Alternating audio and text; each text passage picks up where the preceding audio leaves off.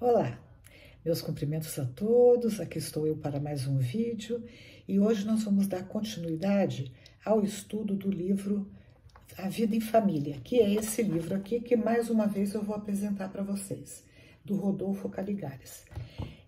Nós hoje vamos fazer a leitura comentada do capítulo chamado O Preço da Felicidade Conjugal.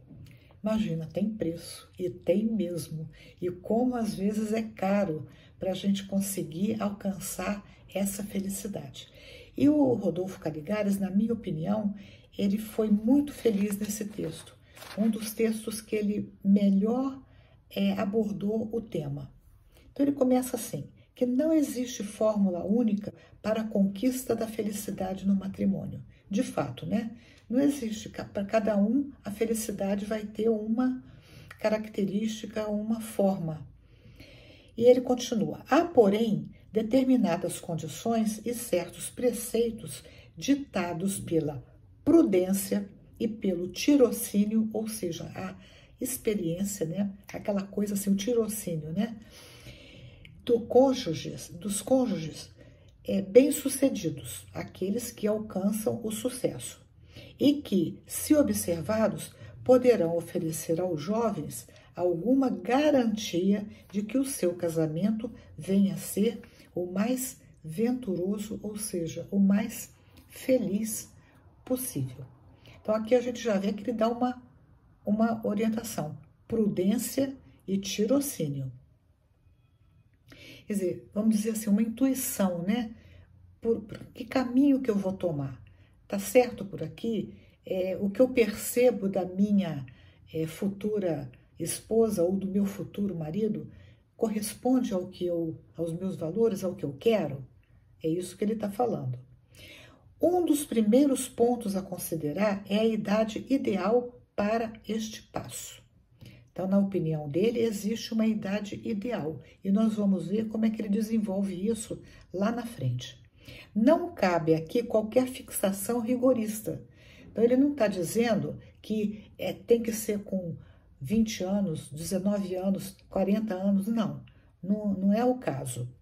Já que os graus de maturidade variam de indivíduo para indivíduo, em qualquer fase da vida, em função das experiências adquiridas nesta encarnação e nas pregressas. Então, mais vale a maturidade espiritual do que a maturidade física. Nas condições atuais do mundo, continua Caligares, em que vivemos, a média das idades mais propícias a um casamento estável e feliz situa-se entre 23 e 26 anos para os rapazes e 21 a 24 anos para as moças. E aí ele diz que as pesquisas sociais recentes chegaram à conclusão de que os casamentos malogrados, ou seja, aqueles que não tiveram sucesso, não foram venturosos, em maior porcentagem foram motivados por precipitação. Quer dizer, a pessoa não dá tempo ao tempo. Ela, conheceu, gostou, teve as primeiras experiências que considerou satisfatória e aí ela se casa, se precipita. Isto é, se terem realizado cedo demais. Efetivamente, como poderia um adolescente acertar na escolha daquela com quem deverá conviver até que a morte os separe? Isso está entre aspas. Se ainda está em formação, física, mental e espiritualmente. Se o que conhece do amor, do sexo, da vida, enfim, é ainda quase nada, né? O adolescente não conhece quase nada disso.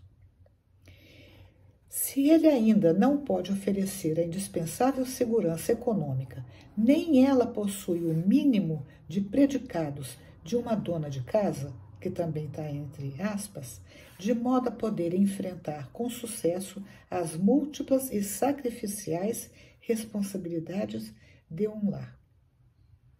Outro elemento importante é o seu grau de cultura e de educação. O Caligares ele é muito objetivo aqui, dizendo que deve ter um mínimo de compatibilidade cultural, educacional nesse casal. Senão os conflitos podem ser quase que insolúveis. O desejável é que ambos tenham o mesmo nível cultural e tenham sido educados por padrões éticos semelhantes, pois isso facilitará grandemente a adaptação entre si. Então, o que eu acredito? Eu acredito na honestidade. Se o meu parceiro vai achar que não vai dar valor à honestidade, não vai dar valor ao respeito, não vai dar valor às virtudes de um modo geral, provavelmente isso no início pode até não ter problema, mas lá na frente vai dar problema.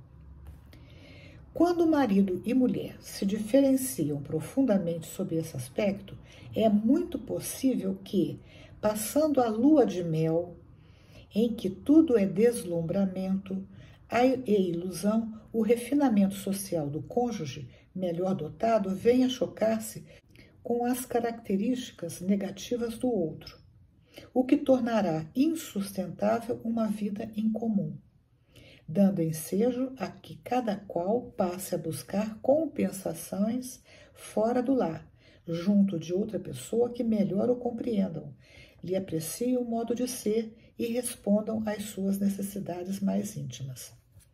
Só mesmo um imenso e sincero amor recíproco, quer dizer, de um para o outro, poderá superar tais disparidades. Então, ele não está dizendo aqui que as diferenças sejam impossíveis de serem trabalhadas, mas há necessidade de muito amor para que essas diferenças possam ser superadas com sucesso. O sentimento religioso, aqui ele vai falar uma coisa importante, quer dizer, os cônjuges terem concepções diferentes a respeito de religião. É mais um contingente da harmonia conjugal, que não deve ser subestimada. Então, um é da religião B, o outro é da religião A. Então, isso deve ser considerado também.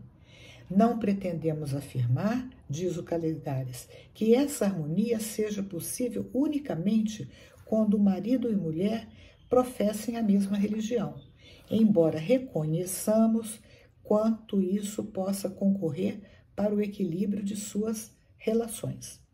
O que desejamos assinalar para alertar é o seguinte, 2 pontos.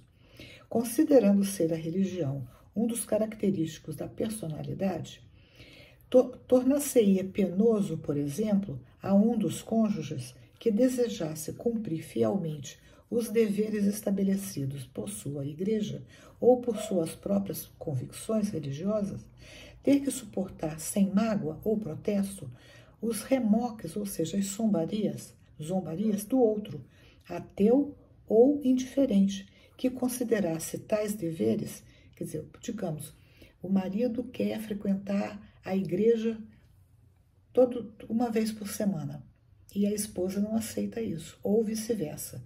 Então ele diz que isso pode ser um elemento de conflito no casal. Então, se um dos dois considere tais deveres mera pieguice, infantilismo mental. Então, se um dos dois considera que a mulher, por exemplo, quer fazer, vou dar um exemplo aqui, ir à missa todo domingo, e o marido acha que aquilo é bobagem, e expressa isso como se esse desejo da mulher fosse infantilidade.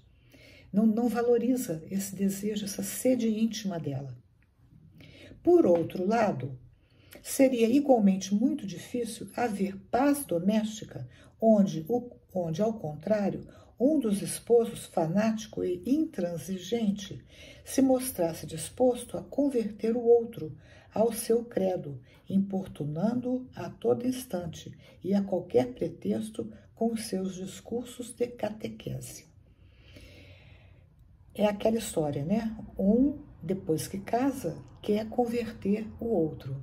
E não só converter com respeito, mas insistindo, é insistente. Então, isso também não é positivo. Previnam-se, portanto, os jovens casadouros. Quer dizer, o jovem que está querendo se casar tem que se prevenir quanto a isso. Qual é a religião do meu futuro marido ou esposa? Eu vou aceitar se ele resolver me converter? Ou ele vai aceitar as minhas crenças? Ele vai aceitar isso? Eu tenho que pensar bem direitinho. Embora estejamos vivendo uma época em que a tolerância religiosa tende a consolidar-se cada vez mais, é conveniente verificar-se se o eleito do seu coração é pessoa de boa índole, ou seja, de boa natureza, com quem, embora divergindo em matéria de fé, se possa manter uma coexistência pacífica. A consciência do exato papel de cada um na construção e manutenção do lar, a identidade de propósitos no tocante ao planejamento familiar, a afinidade espiritual, a filosofia de vida que esposem, a certeza de que se amam apesar dos defeitos de cada um, mesmo sabendo que eles persistirão, quer dizer, os defeitos vão continuar. Após o casamento, a aceitação da família do cônjuge, do futuro cônjuge. Quer dizer, quando eu me caso não só com a pessoa, mas vai junto a mãe do indivíduo, o pai do indivíduo, os familiares desse indivíduo. Vem tudo junto, porque é o conjunto de educação. Eu vou aceitar aqueles almoços de domingo com essa família? Né? Então, é o que ele está falando aqui. Isso sem discutir e de argumentar, sem brigar, a boa disposição de ambos de acatar-se às opiniões e favorecer a solução de problemas de interesses comuns, etc. São outros tantos fatores que contribuem para um matrimônio afortunado, quer dizer, um matrimônio feliz. Eu tenho que ter ciência de que quando eu me caso com todas as ideias, com toda a cultura, com todos os valores daquela pessoa. E se eu não estiver ciente de que eu estou levando isso, ele ou ela está trazendo para o casamento tudo isso, vai ser muito difícil esse casamento se sustentar. Como se vê, continua o Caligares, a felicidade conjugal tem um preço bastante alto, tão alto que só poderá ser pago a longo prazo, enquanto dure o casamento, em moedas de humildade. Olha só, aqui ele vai falar de algumas características que os cônjuges devem ter. Ele fala em moeda, mas aqui ele não está falando em moeda dinheiro, ele está falando em moeda valores morais. Em moedas de humildade, compreensão, paciência, espírito de renúncia. Ou seja, eu tenho que ter espírito para abrir mão de determinadas coisas que não são fundamentais para mim. Porque não é abrir mão de tudo, mas abrir mão daqueles elementos que eu posso abrir sem que isso me diminua, sem que isso me torne uma pessoa totalmente diferente do que eu de verdade sou. Então, no casamento, eu vou levar os meus valores e o outro precisa entender como eu sou. No capítulo passado, a gente mencionou que muitos casamentos não dão certo porque na fase do namoro, do noivado, um ou outro faz de conta que é alguma coisa que não é. Aí vocês podem pensar, mas será? Olha, eu tenho experiência disso. Eu tenho uma conhecida, grande amiga, que ela chegou a pesquisar o que o namorado gostava. Então, se ele gostasse de uma determinada comida, ela pesquisava tudo sobre aquela comida para dizer que também gostava. Se ele gostasse de um determinado esporte, ela pesquisava tudo sobre aquele esporte. Se ele gostasse de um determinado livro, ela lia o livro para poder discutir com ele esse livro. Moral da história. No início deu certo, mas depois ela chegou à conclusão de que ela estava modificando, ela estava abrindo mão de tudo que ela realmente gostava. O casamento durou bastante, mas durou aos trancos e barrancos. Vieram os filhos e veio também a separação. A vida se mostrou tal qual ela é e esse casamento então se desfez por meio de uma separação traumática. Bom, tá aqui, né, esse texto que, como eu falei no início, eu considero ele muito feliz. E é isso, né? No próximo capítulo, nós vamos estudar as obrigações decorrentes do matrimônio. Até lá, um grande abraço, dê o joinha se gostaram, comente e compartilhe esse vídeo com as pessoas que você gosta, tá bom? Um grande abraço, até!